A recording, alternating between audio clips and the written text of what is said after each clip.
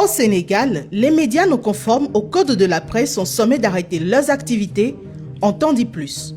Plusieurs responsables d'organes de presse ont été convoqués par la division de la surveillance du territoire où il leur a été rappelé l'obligation d'interrompre leur publication sans délai.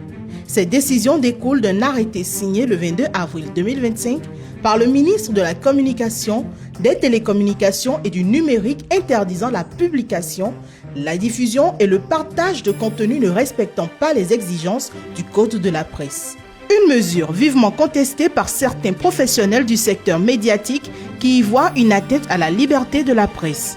Dès le 6 février, le ministère avait diffusé une liste officielle des médias légalement reconnus. Sur les 639 médias recensés, seuls 258 rempliraient les critères réglementaires selon le ministère de la Communication. Ainsi, environ 400 organes de presse seraient considérés comme non conformes en raison de manquements tels que l'absence de récépissé, une direction non conforme ou encore le défaut de déclaration.